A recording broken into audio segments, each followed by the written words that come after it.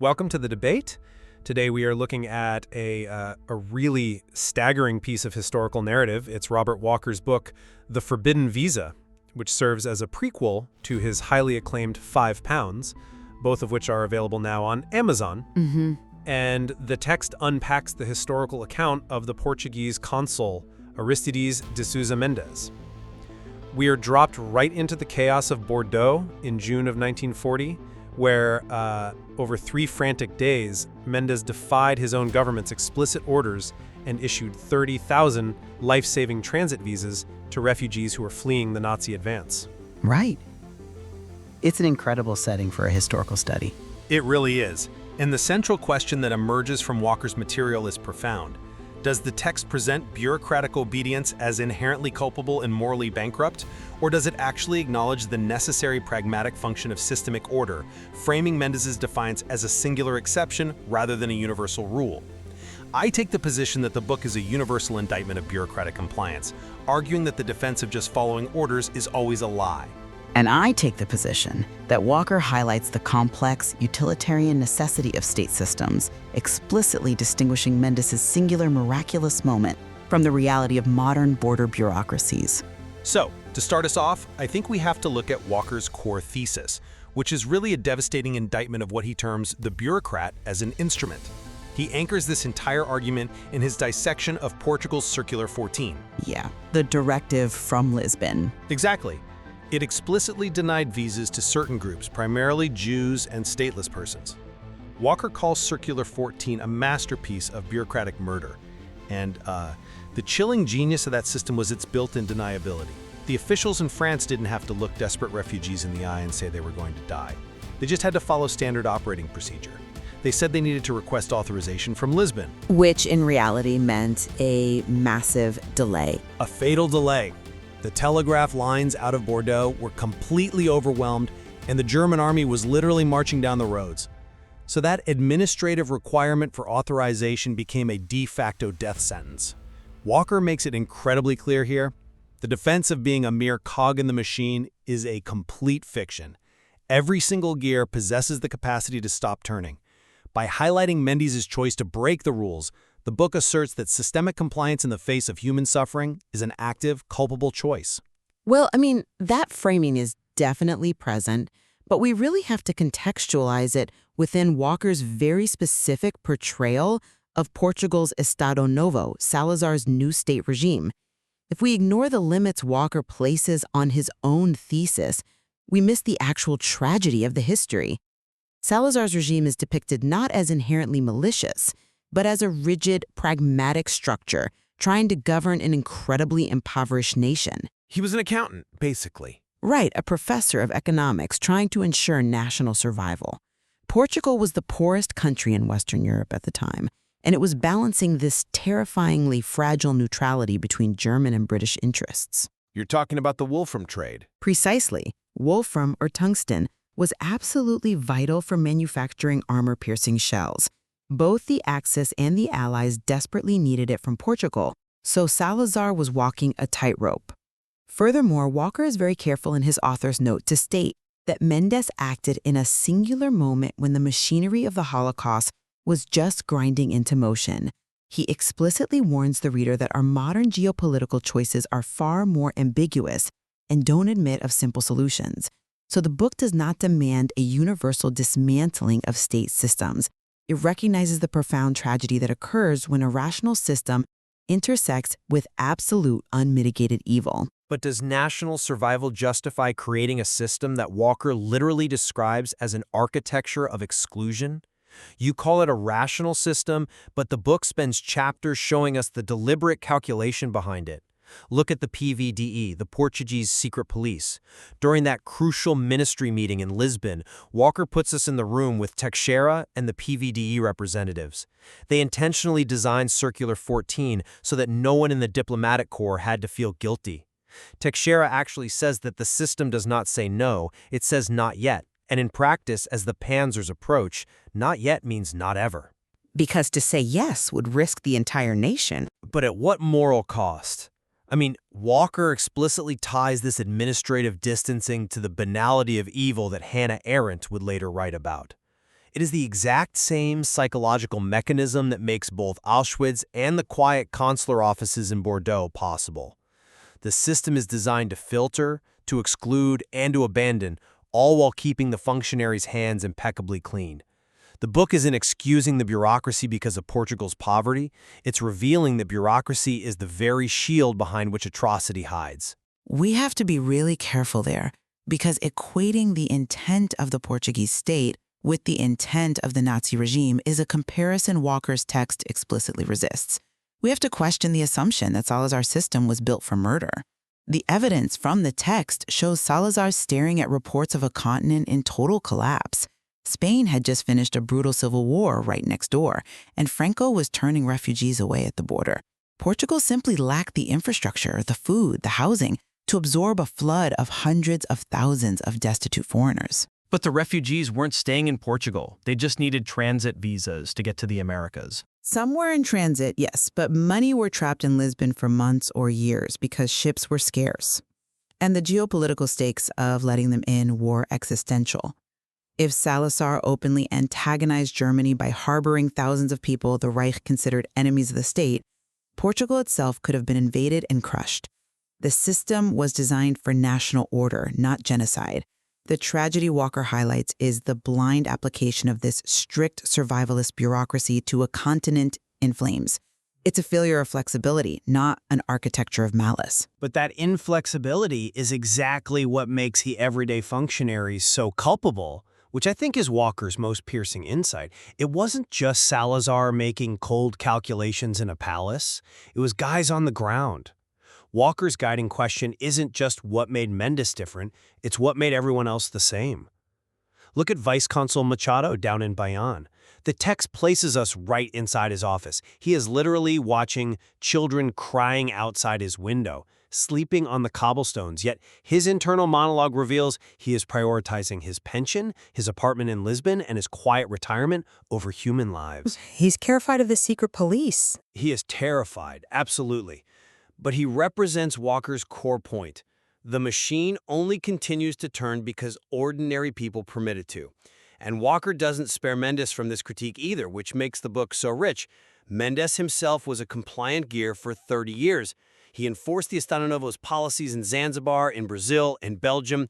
He was a company man until he had his massive crisis of conscience and realized he could not stand before God with blood on his hands. The functionaries aren't innocent bystanders. They are its active enforcers. They are enforcers, but the way Walker humanizes these functionaries proves they aren't monsters. They are ordinary people trapped by extreme consequences. The text doesn't dismiss Machado's fears about his pension as mere selfishness. It validates those fears by showing us exactly what happened to Mendes when he defied the state. The trial chapters in The Forbidden Visa are agonizing. They really are. The disciplinary council is just merciless. Absolutely merciless. Officials like Sampaio and Ribeiro strip Mendes of his diplomatic rank. They disbar him from practicing law so he can't even earn a private living. They revoke his pension entirely. The blacklist destroys his children's futures, forcing his massive family to scatter across the globe. We get that heartbreaking image of his son, Cesar, arriving in New York with just $40 in his pocket. Mendes and his wife Angelina are reduced to eating at a Jewish charity soup kitchen in Lisbon alongside the very refugees he saved. He ultimately dies in a charity hospital in a borrowed Franciscan tunic. Which speaks to his martyrdom. It does, but it also explains the system. Furthermore, look at Machado again. He ultimately stepped aside. When Mendes arrived in Bayonne and usurped his consular authority to sign visas, Machado could have picked up the phone and called the PVDE or the French police. He didn't. Walker notes that he couldn't silence the laughter of a little refugee girl in the lobby. The text shows the terrifying, almost unbearable cost of righteousness. It explains precisely why the system demands compliance to function. Almost no human being can bear the price of total defiance. The cost was total for Mendes, yes. But the text argues that the triumph of individual conscience outweighs the destruction of the man. Walker gives us the specific stories of the refugees to prove that the sacrifice was morally necessary. We get the incredible story of Rabbi Chaim Kruger, who becomes a catalyst for Mendes. Kruger refuses a visa for his own family unless his entire congregation of 300 gets them too. It proves that moral solidarity can break bureaucratic rules. It's a phenomenal sequence. It is, and we see Hans and Margaret Ray fleeing Paris on bicycles built from spare parts, carrying the manuscript for a book about a monkey named Fifi, which the world later comes to know as Curious George. We see 5-year-old Stefan Rosenfeld clutching his mother's hand at the border, who grows up to be Stephen Rosenfeld, a prominent American lawyer, leaving a huge legacy. Walker's text claims that Mendes didn't just save 30,000 people. He created a world. He proved that one signature, one individual saying yes when explicitly ordered to say no, can subvert a dictatorship and echo through generations. The generational impact is undeniably profound. But again, we have to look at the boundaries Walker carefully draws around this heroism. He deliberately avoids creating a plaster saint out of Mendes. He goes out of his way to include Mendes's aristocratic stubbornness, his lavish spending, his 14 children, and the affair that produced a 15th child. He wants us to know this was a deeply flawed man. But more importantly for our debate, Walker draws our attention to the geographic and temporal limits of individual action. You're thinking of Carol Deutsch. Yes, it's one of the most sobering moments in the book. Carol Deutsch arrived at the consulate in Bordeaux on June 23rd. That was one single day after Mendes was forcefully recalled to Lisbon by Salazar. The door was closed. Because of that one day, Deutsch ended up in Auschwitz and Buchenwald, dying of typhus in 1944. One man's defiance is a miracle, but it has a strict limit. Walker's ending chapters regarding modern borders underscore this completely. The El Paso chapter. Right. Walker takes us to a modern immigration courtroom in El Paso, Texas, where a judge denies asylum to a desperate mother named Anna, applying the strict legal standards of the Immigration and Nationality Act. Father Miguel Santos is there in the courtroom trying to help her, but he can't sign visas. He can't overrule judges. The point the author is making by including this is that individual defiance is a miraculous response to an unambiguous evil, like the Holocaust, but it cannot replace or sustainably defeat the machinery of borders and laws. The system always reasserts itself. I really don't read that El Paso scene as validating the necessity of bureaucracy at all. I see it as condemning our modern complacency with it. Look at Father Miguel's internal monologue in that courtroom. He thinks to himself that the machinery of borders has not fundamentally changed since 1940. Only the paperwork has gotten more sophisticated. The stamp that says "denied" on Anna's asylum application is the exact same bureaucratic language from Bordeaux. Walker's inclusion of this scene is a challenge to the reader. It's a warning that we are still doing this. But the context of the denial is entirely different today. Legally, yes. Morally, Walker challenges that distinction. Look at the scene where David Rosenfeld III, the grandson of the boy saved by Mendes, is teaching his high school class in Providence. A student asks the classic pragmatist's question, if you let everyone in, doesn't the country get overwhelmed? And David answers with his grandmother's wisdom. He says, when someone is drowning, you don't ask for their papers first. The text repeatedly forces us away from the abstract systems and back to the individual human being standing right in front of us. Whether it is the Spanish border guard Alejandro Vega at Henday in 1940, or Vice Consul Machado, or the immigration judge in Texas today, the book insists that the defense of following orders is just a shield. We use it to protect ourselves from the burden of our own moral freedom. But David Rosenfeld III himself admits in that very classroom scene that he doesn't have an easy answer to the systemic question. He tells his students that these are questions people have been arguing about for a long time, and they'll keep arguing about them long after we're gone. Walker is highly conscious of the difference between 1940 and today.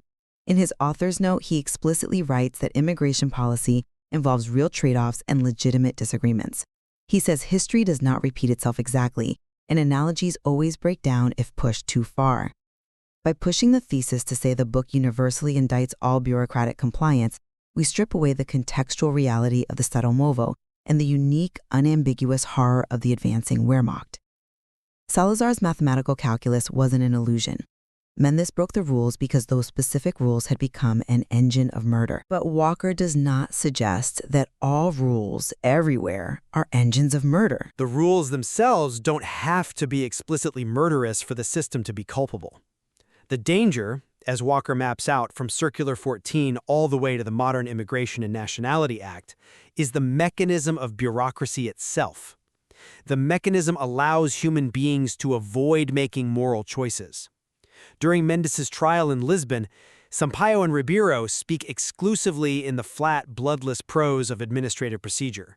They charge him with usurpation of authority and professional misconduct. They even meticulously calculate the costs to the treasury of waiving the consular fees for the refugees. The language is deliberately cold and precise to strip the moral content from Mendes' actions. Angelina tells Mendes that the council will condemn him because condemnation is easier than conscience. That right there is Walker's ultimate point. The system trains us to prioritize procedure over humanity. The training is undeniable. Mendes had to suffer a total physical and psychological breakdown to overcome it. We read about him weeping, praying, refusing food for 3 days until his hair literally turned white. He had to endure all of that just to break 30 years of conditioning as a state official. But that total physical and psychological breakdown is exactly why societies rely on systems in the first place. No modern society can function if every minor official, every clerk, every judge is required to undergo a staggering 3-day spiritual crisis for every single piece of paperwork that crosses their desk. The system exists to standardize outcomes so that individuals don't have to carry the unbearable weight of life and death on their own shoulders.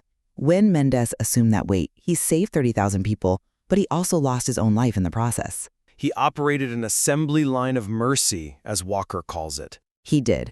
He operated it until he literally ran out of ink, sending his son, Pedro Nuno, out to trade his grandfather's gold watch for more pens and stamps. It's a beautiful, heroic narrative, but Walker also shows us that it was deeply chaotic. Look at the Spanish border guards at Hendaye and Behobia. They were thrown into utter confusion, caught between direct orders from Madrid to keep the border closed and the sheer force of Mendes' physical presence at the checkpoint demanding they open the gates. The book portrays this as a heroic subversion, yes, but it clearly marks it as a singular, unsustainable anomaly. You can't run a nation on anomaly. It may be an anomaly that the text asks us to reevaluate our definition of what is actually necessary. Let's look at Captain Rodriguez, the Spanish commander at Hendaye. Mendes looks him in the eye and tells him, "I understand that you have the power to save them or condemn them, and I understand that you will have to live with whatever choice you make." That interaction is the crux of the book. No matter how large the system is, no matter how many memos are sent from Lisbon or Madrid or Washington, it always funnels down to a single human interaction. A stamp, a signature, a raised barrier. Walker's text insists that every clerk, every guard, every judge possesses the capacity to say no to the procedure and yes to the human being. And yet, we can't ignore the horrific aftermath Walker includes when the German forces finally arrive at the Bordeaux consulate. Obersturmführer Werner Hausmann walks into the abandoned building. He finds the discarded visa forms with Mendes' signature on them, and he simply has his soldiers burn them in a pile in the lobby. The natural order of the fascist regime reasserts itself immediately. The system of exclusion snaps right back into place. Walker shows us that individual moral courage, while magnificent and world-changing for those who received it, is fragile. It is the systemic order, for better or worse, that endures. Bringing this all together, the forbidden visa masterfully strips away the comfortable excuse of the bureaucratic instrument. Through the agonizing, ultimate sacrifice of Aristides de Sousa Mendes, Walker proves that the machinery of exclusion only works because people permit it to work. The defense of being just a gear in the machine is a fiction we tell ourselves.